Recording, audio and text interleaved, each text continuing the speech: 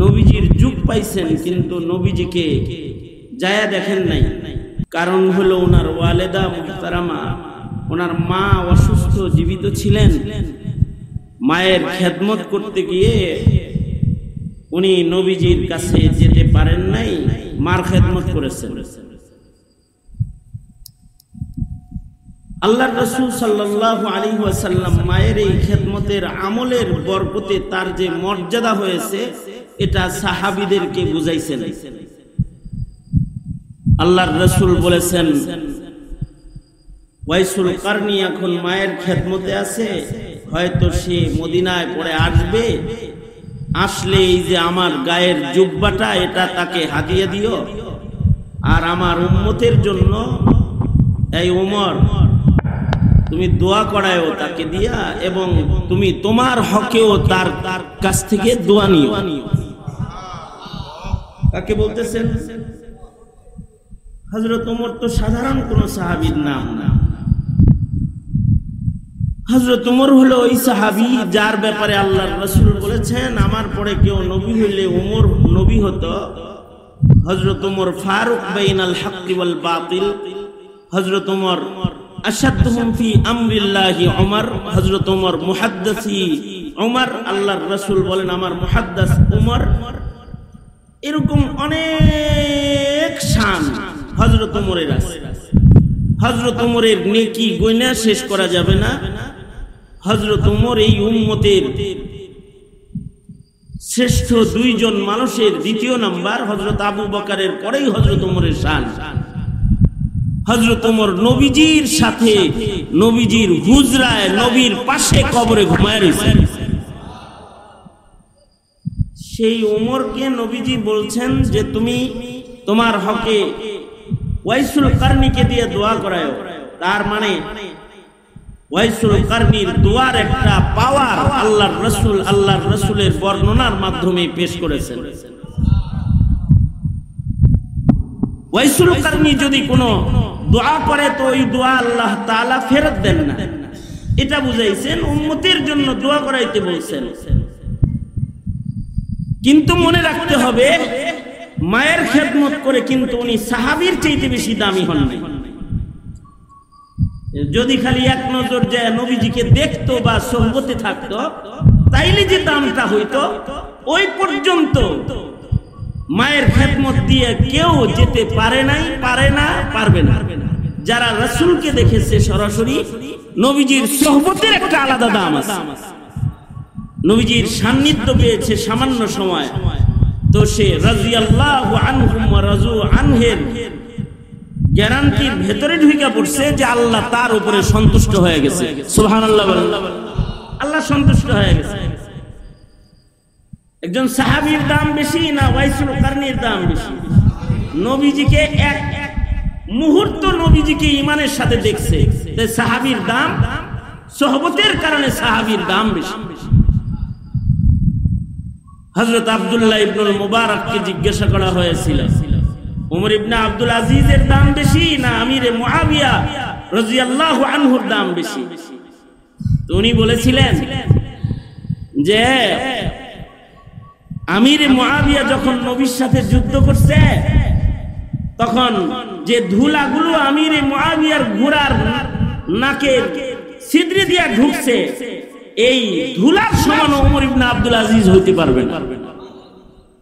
সাহাবী তো সাহাবী, সাহাবীর আলাদা শান আছে, সেটা হলো সাহাবী আল্লাহর সন্তুষ্টির সনদ প্রাপ্ত কাফেলার সদস্য।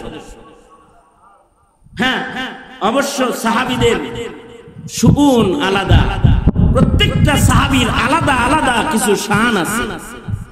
এক এক সাহাবীর আলাদা আলাদা শান আছে। ইবাদতের শান যেমন শান ওয়াইসুল কারনির আছে, মায়ের খেদমতের শান।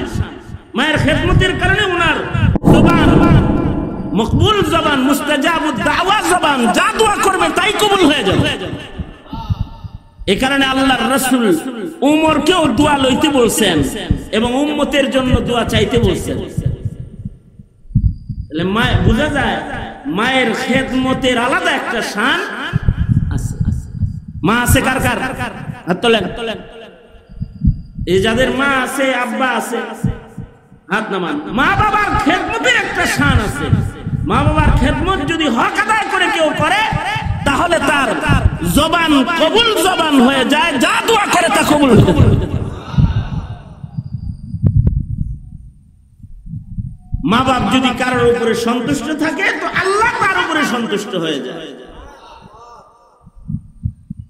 কবুল দুয়ার মালিক পিতা মাতার খেদমত দিয়েও মুস্তাজাবুদ দাওয়া হওয়া যায় ওয়াইসুল কারনীর মতো। হ্যাঁ, আরো আমল দিয়েও মুস্তাজাবুদ দাওয়া হওয়া যায়। নামাজের হক আদায় করে কেউ নামাজ পড়ছে, তো মুস্তাজাবুদ দাওয়া হয়ে যায়। কেউ কোরআন মাজিদের হক আদায় করছে, এর কারণেও মুস্তাজাবুদ দাওয়া হয়ে যায়। কারোর কোরআনে কারীমের তিলাওয়াতের আমল বেশি থাকে, কারোর নামাজের আমল বেশি থাকে, কারোর মা বাবার খেদমত বেশি থাকে, কারোর ভেতরে জোহদ বেশি থাকে, কারোর ভেতরে জিকিরের আদত বেশি থাকে। যে কোনো একটা আমলের কাসরাত, আধিক্য মানুষকে মকবুল বানায় ফেলায়, তো তখন তার জবানের মূল্য হয়ে যায়।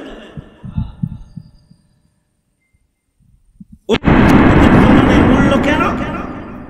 আমলের কারণে তাদের জবানেরও মূল্য। লাউ আকসামা আলাল্লাহি লা আবাররা।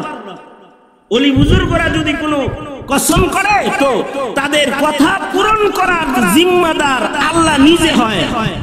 এ কারণে ওলি বুজুর্গদের কাছে দোয়া লইতে হয়, চাইতে হয়। আমলওয়ালা মানুষের কাছে দোয়া চাইতে হয়, কারণ আমলওয়ালা মানুষগুলা মকবুল, মঞ্জুর। উম্মতের এমন কিছু মানুষ আছে যা চায়, মুখে যা বাইর করে তাই আল্লাহ তাআলা পূরণ করে ফেলায়। আছে এমন মানুষ আছে। যেমন পূর্বের যুগের কিছু মানুষের বর্ণনা শেখুল হাদিস সলিমুল্লাহ খান রাহমাতুল্লাহি আলাইহি, উনি ওনার কিতাব মাজালিসুল ইলমি ওয়াজ যিকির এর ভেতরে একটা ঘটনা বলছেন। ওই জমানার এক বুজুর্গের, যে ওই এক জমানার বুজুর্গ অনেক বড় আলেম না, কিন্তু আবেদ বড়।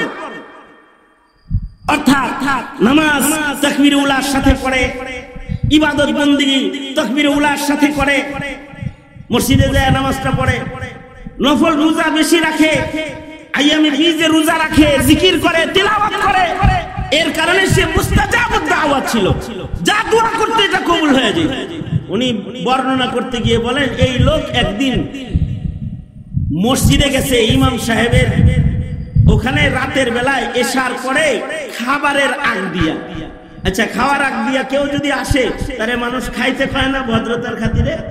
হ্যাঁ, একজন আবেদ মানুষ, বুজুর্গ মানুষ মসজিদে আসছে, ইমাম সাহেব তাকে বলতেছে, আমার সাথে খাওন খান, এই খাবার খামো, দস্তরখান লাগাইছি, খানা খান।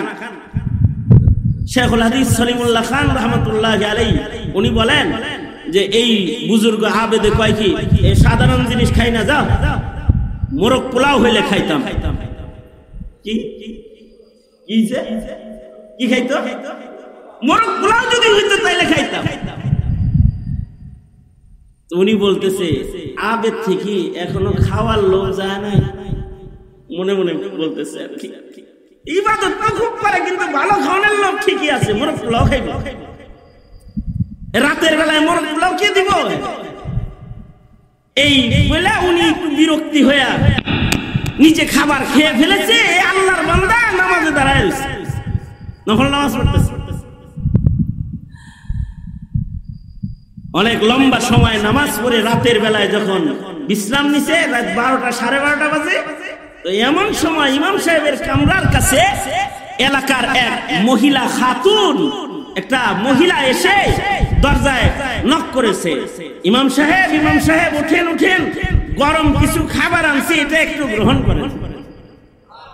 দরজা খুইলা খাওয়ান লইছে, খাওয়ানের টিফিন বাটিটা নিয়ে জিগাইতাছে, এটার ভিতরে কি আছে?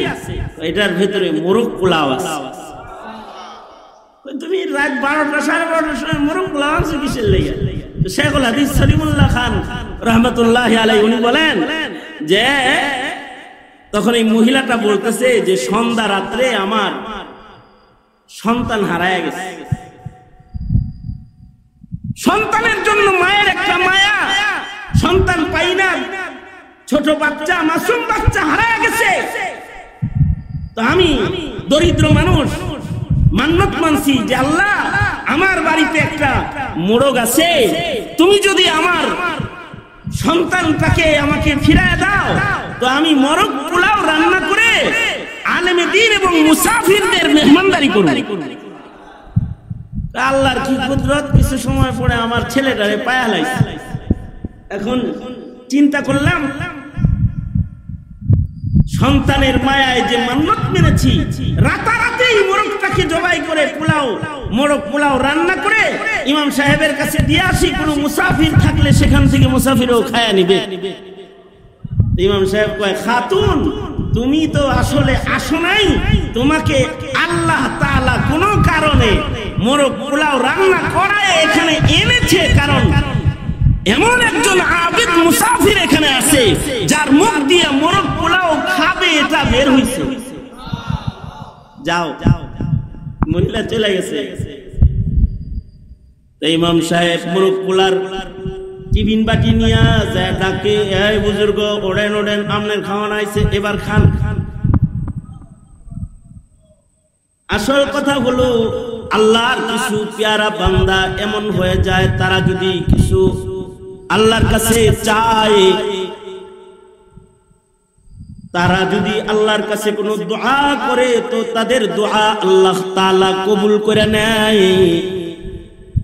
তাদের মুখে যদি কোনো শব্দ উচ্চারণ হয়, তাদের কসম পূরণ করার জিম্মা আসমানের মালিক আল্লাহ তাআলা গ্রহণ করে। এটা ইবাদতের শান যাদের হয়,